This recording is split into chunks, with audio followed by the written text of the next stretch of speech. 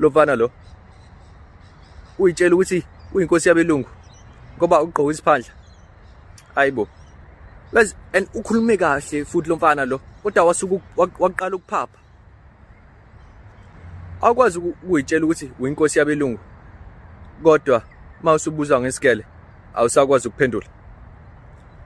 Awukwazi ukuyitshela ukuthi uyinkosi yabelungu kodwa ukhuluma isiZulu seskr.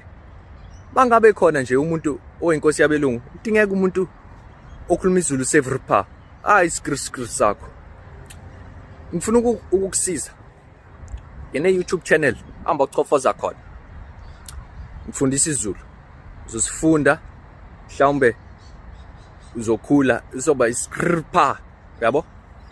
Anyway engifuna ukusho lo mfana lo ukhuluma kahle uyazama nawe mfana cela uyofundisa abangani bakho abahlala eWestfield noma ilapho uqhamuka khona bafundise kahle ukuthi bekhulume at least uyakhuluma and ngiyakubongela. Indaba yami ayaqeda angiqhubeke. Angithi ngibheka amanye amavideo ngifica usisi osukelayo ositshela ukuthi isiZulu silula kabi.